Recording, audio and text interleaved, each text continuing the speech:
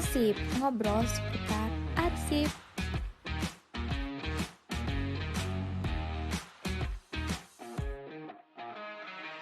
Hai, welcome to podcast Ngosip, ngobrol seputar arsip. Oke, kali ini kita kedatangan salah satu mahasiswa kearsipan digital Universitas Padjadjaran. And I'm super excited for this, so hello Faisal Adam. Halo juga Rustika. Oke, boleh dong kenalan dulu nih. Dari mana? Asalnya dari mana? Nama, terus aktivitas atau kegiatan dan kesibukannya sekarang lagi ngapain aja? Oke, sebelumnya nih aku pengen nanya dulu pendengar dari Ngosip tuh disebutnya apa nih? Ngosipers. Oke, Ngosipers. Oke. Ngosipers. Halo sobat Ngosipers, kenalin aku Faisal Adam, biasa dipanggil Adam dari Kearsipan Digital Angkatan 2020. Untuk asal aku di Jakarta ya, tapi kan sekarang udah ngekos lah ya di Nangor gitu, di Jatinangor. Jadi sekarang sih lagi stay di Nangor. Terus kalau untuk kesibukan bisa dibilang lagi ini sih aku sekarang lagi ngikutin beberapa organisasi atau kepanitiaan lah ya. Jadi cukup menguras waktu juga sih di situ paling gitu. Oke, berarti selain akademik nih, ikut juga non-akademiknya ya, organisasi. Benar. Oke, langsung aja nih karena aku punya beberapa pertanyaan buat kamu. Jadi pertanyaan pertama nih, boleh dong diceritain boleh dong diceritain sebenarnya ngapain aja sih kalau jadi mahasiswa kearsipan digital tuh? Ngapain aja ya? Sebenarnya kayaknya hampir sama nggak sih, maksudnya sama kayak mayoritas anak kuliahan lain lah ya. Tapi karena untuk kearsipan digital sendiri kan kita tuh lebih ke praktek ya, karena kita juga masuknya sebagai sarjana terapan yang dimana kita diciptakan untuk menjadi seorang ahli praktisi gitu. Dan untuk praktiknya sendiri cukup banyak karena kita belajar seputar arsip gitu. Ada arsip dinamis, ada arsip statis. Terus juga kita belajar kayak pengelolaannya kayak gimana, preservasi atau pemeliharaannya seperti apa. Terus juga ada soal aturan hukumnya gitu, pasal berapa, undang-undang berapa. Karena ya itu cukup ini sih, maksudnya untuk menghafal perka Andri atau kayak undang-undang. Aku karena basicnya dari saintek juga, jadi lumayan cukup sulit lah di situ. Tapi karena sekarang udah mulai terbiasa karena kita udah belajar teori juga. Jadi sekarang udah mulai bisa gitu menghafal beberapa pasal soal kearsipan dan perka Andri dan semacamnya. Selain teori juga tentunya kita belajar praktikum lah ya, karena kan balik lagi kita sebagai anak vokasi nih, ceritanya anak vokasi banget nih. Jadi ya itu kita tuh sering banget kayak diminta untuk, apalagi kayak terakhir aku juga sempat ikut deh tahun lalu ya, sempat membantu persoalan kearsipan di FISIP lah ya, diminta magang gitu kan. Terus juga ada beberapa juga dari anak kearsipan digital yang magang di rektorat untuk membantu persoalan kearsipan juga gitu. Terus ada bahkan kayak kita sempat jadi ini nggak sih, relawan COVID juga nggak sih? Oh, ada. Kayak beberapa tahun lalu pas COVID case-nya masih tinggi, itu kayak dari kearsipan digital sendiri ada nih yang jadi relawan COVID. Tapi aku nggak ikutan sih kalau itu. Oke, berarti ya Gitu. mungkin angkatan atas ya, ada yang Bener. banyak yang join tuh di situ. Oke, berarti kurang lebih nih kayak jurusan lain belajar teori dulu, cuman kita tuh diselingin praktik nih. Nah, tapi kalau praktiknya tuh kayak gimana tuh? Apakah di kampus atau mungkin ada nggak kayak kunjungan-kunjungan gitu? Praktek karena emang kita kan untuk kearsipan digital sendiri untungnya kita kan udah bekerja sama lah ya sama beberapa instansi atau kedinasan yang berada di sekitar Jawa Barat nih. Oke. Jadi kita untuk belajarnya sendiri kita tuh langsung implementasinya langsung di instansi atau kedinasan yang ada di Jawa Barat. Kayak misalnya ada di Dispusibda, ada juga di Disarpus gitu. Kalau ditanya ngapain aja selama praktek, tergantung dari ininya sih, tergantung dari materi yang dibawain sama dosen di pertemuan tersebut gak sih. Maksudnya kayak misalkan pertemuan pertama kita belajar soal pengolahan arsip aktif gitu kan. Jadi kita ke ruangan unit pengolah gitu kan. Kita ngelihat di sana filing kabinet seperti apa, kayak folder, guide juga seperti apa. Gimana nih cara kita bisa menata arsip aktif supaya bisa efisien dan efektif. Itu sih paling salah satu contoh kalau dari prakteknya gitu. Jadi kita prakteknya tuh langsung ke instansi sama kedinasan kearsipan yang ada di sekitar Jawa Barat gitu. Oke, berarti menarik nih, tadi ada pengeluaran arsip aktif, arsip Inaktif. inaktif. Terus tadi di awal kamu kayaknya sempat nyinggung tentang dinamis dan statis ya. Nah, iya benar. Oke, cuman aku agak penasaran nih. Buat kamu sendiri, sebenarnya mata kuliah apa tuh yang paling jadi wow gitu, favorit?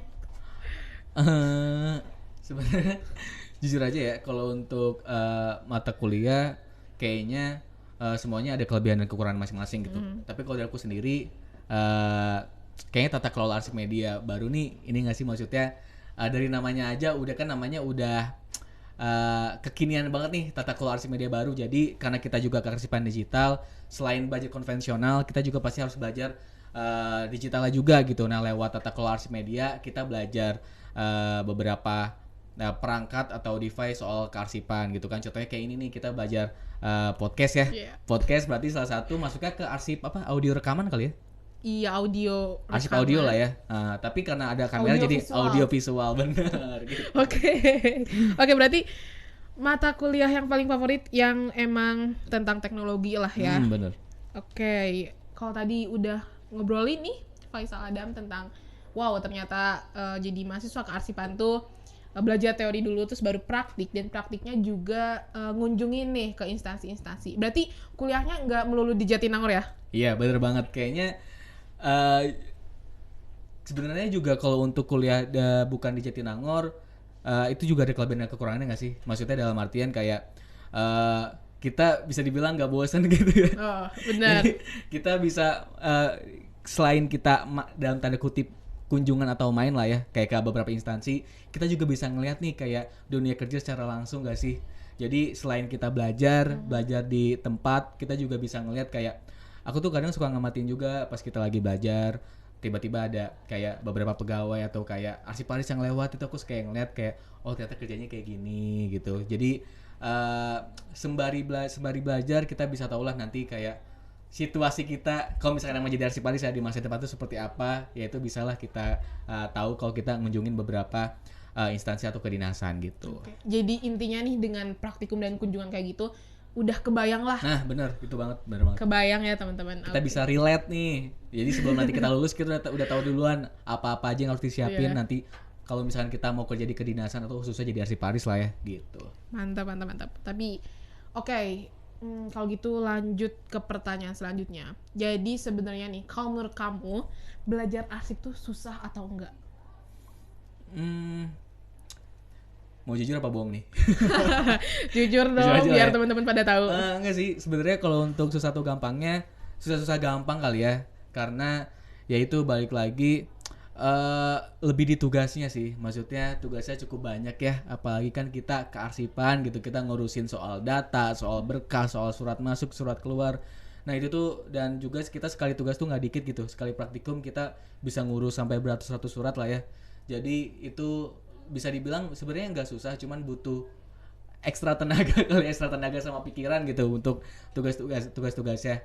Tapi kalau dari aku sendiri, tugas-tugas tersebut tuh emang benefitnya atau manfaatnya emang banyak gitu kan buat kita sendiri, apalagi jadi nanti kita bisa dibilang kita udah curi start duluan lah gitu. Jadi kita udah mulai ngelola data, udah mulai ngelola surat-surat dimasukin ke daftar isi berkas atau ke daftar berkas. Itu tuh seenggaknya bisa jadi bekal kita nih buat nanti kalau misalkan emang kita benar-benar mau jadi arsiparis tuh, jadi kita udah start duluan lah intilanya gitu istilahnya ya. Oke, nah buat teman-teman nih, jangan takut kalau mau masuk jurusan kearsipan digital karena nggak susah kok, maksudnya gampang susah, tapi ya namanya juga suatu Kuliah lah bidang. ya. Ya namanya kuliah. Masa nggak, kalau nggak mau susah kayak nggak usah kuliah. Gitu. Bener, oke. Oke. Nah, berarti tadi udah ngobrol ternyata jadi mahasiswa kearsipan tuh belajar ini, belajar itu, terus juga oh ternyata nggak sesulit itu kok gitu. Nah, tapi buat kamu nih selama 2 tahun udah jadi mahasiswa kearsipan, ada nggak sih momen yang paling berkesan di selama fase itu gitu sampai sekarang? Yang paling berkesan ya, masa-masa paling berkesan jujur aja banyak sih ya untuk kearsipan digital itu sendiri. Apalagi balik lagi kan kita belajarnya atau kelasnya tuh nggak cuma di kampus FISIP Unpad gitu, tapi kita juga banyak kunjungan atau ke instansi-instansi ya, balik lagi yang tadi aku bilang gitu. Jadi yang paling berkesan itu karena di setiap pertemuan kita mengunjungi instansi atau kedinasan itu pasti ada aja topik baru atau ilmu baru yang bakal kita dapat gitu. Karena aku juga menyadari kayaknya untuk seorang mahasiswa ya bisa belajar atau ya itu bisa belajar langsung di kedinasan atau instansi itu kayaknya nggak semuanya nggak sih bisa merasakan hal itu gitu. kayaknya untuk kearsipan digital kita udah punya privilege lah istilahnya atau punya fasilitas karena emang dari Prodi sendiri kan udah bekerja sama nih sama beberapa instansi atau kedinasan kearsipan yang ada di sekitar Jawa Barat. Jadi kita ada nih kesempatan buat bisa belajar sekaligus kayak kita ngelihat kan dunia dunia real life sebagai seorang arsiparis itu kayak gimana.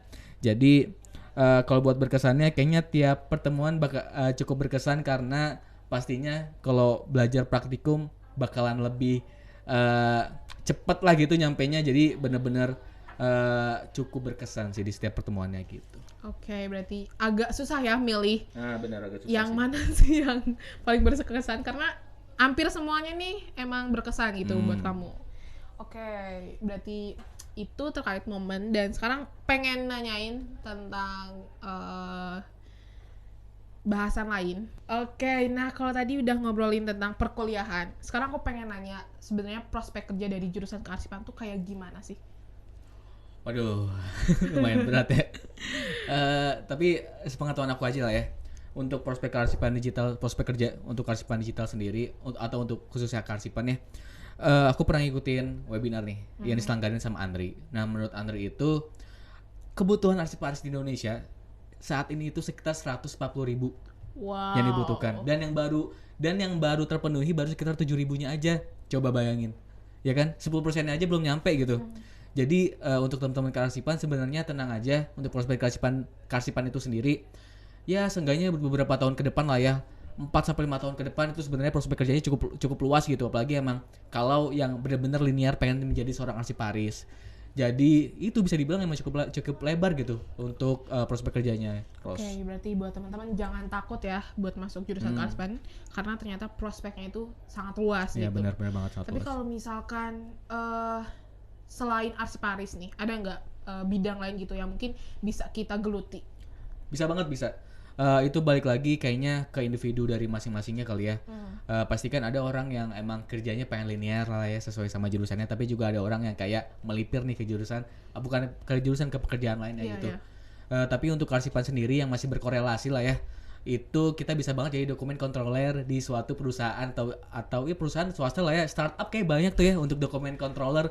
Jadi buat teman-teman yang pengen kerja di startup tapi lewat jurusan arsiparis, untuk jurusan kearsipan bisa banget jadi dokumen controller di startup gitu. Terus juga selain dokumen controller bisa juga jadi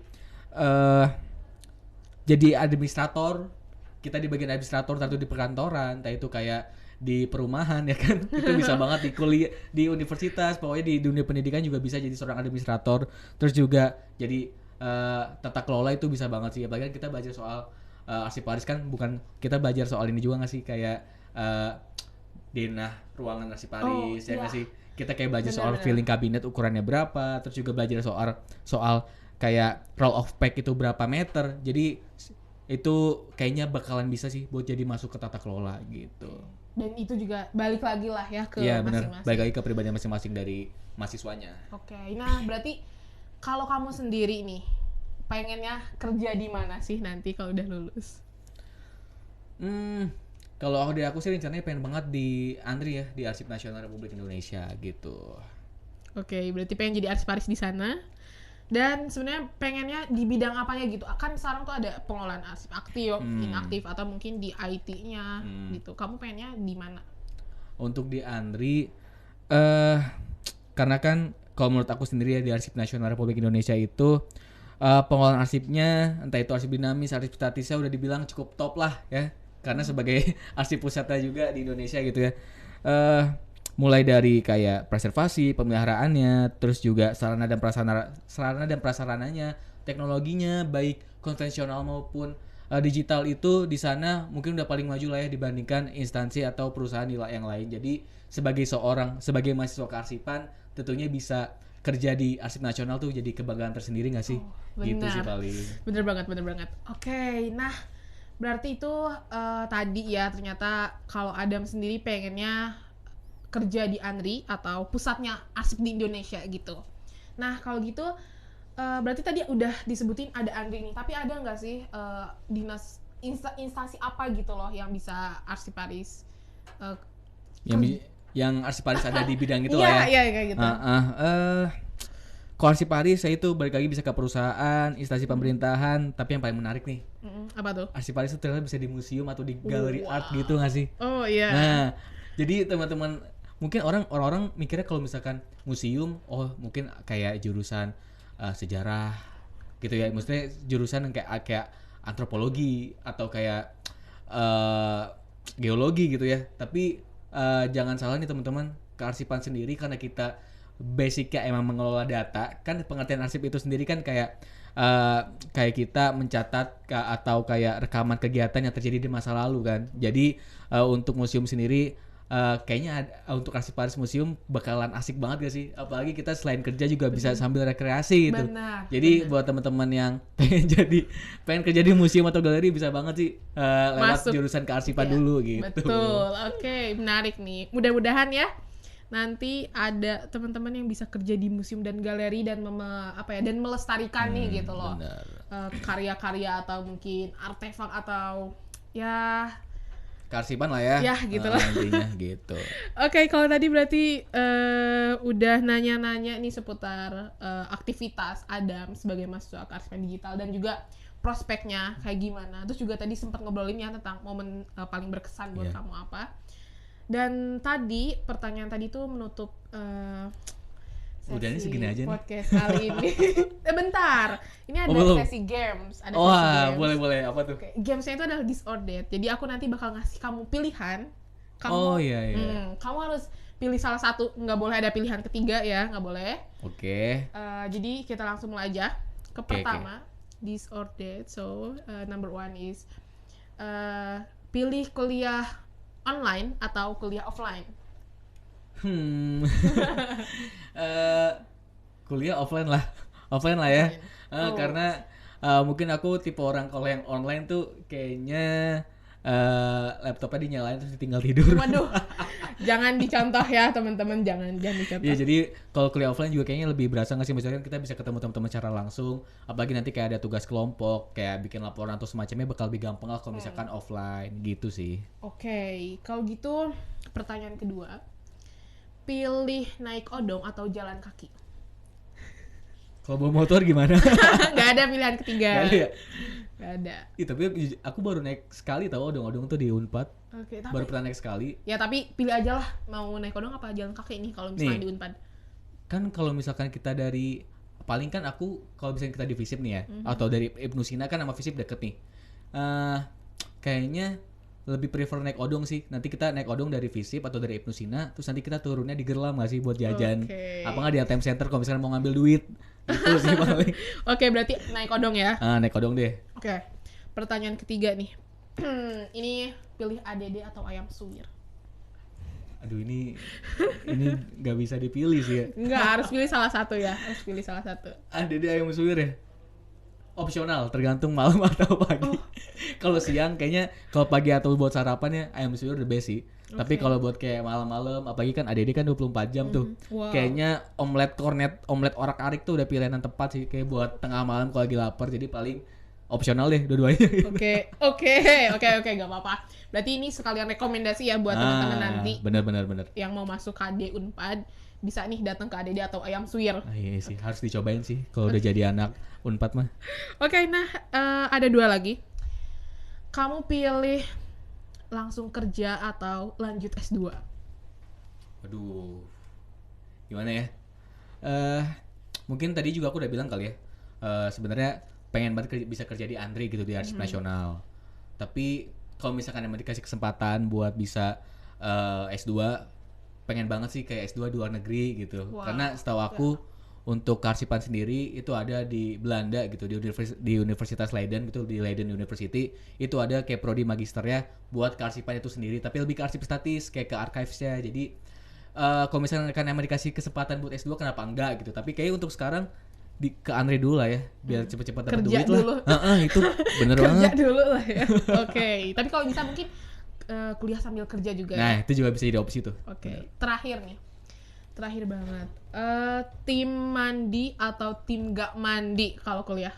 Tergantung. Dari tadi kan tergantung mulu ya. Tergantung, ada opsional, ada tergantung kan. Yaudah deh, aku milih yang mandi aja. Mandi aja, oke. Apalagi kalau offline ya. Oke. Kayaknya kalau nggak mandi Kayak bukan masalah ininya jorok apa enggak, tapi lebih ke ntar kok nggak mandi tuh kayak ngantuk gak sih? Jadi kalau mandi kan kita bisa lebih segar gitu ya, apalagi kalau misalkan dapat offline-nya tuh kayak jam 9 jam 10 kayak harus mandi sih gitu. Oke, berarti masih ada waktu lah Masih ya ada buat waktu, benar. siap-siap gitu. Oke, nah thank you banget buat Adam udah datang di podcast kali ini di Ngosip episode kali ini. Dan tadi kita udah ngobrol banyak hal dan semoga itu jadi manfaat nih dan ngasih informasi buat teman-teman Bisa semua. menambah wawasan lah ya buat Betul. teman-teman yang pendengar Ngosipers lah ya. Ngosipers buat sebutannya. Ngosipers, Nah. semoga jadi manfaat dan bisa ngambil informasi dari podcast hari ini kali ini. So kalau gitu podcast hari ini udah selesai. Sampai jumpa di episode selanjutnya. Terima kasih buat teman-teman yang udah nonton. Bye bye. See you in the next video. Thank you. See you the next episode, sahabat Ngosipers. Ngosip, ngobrol seputar arsip.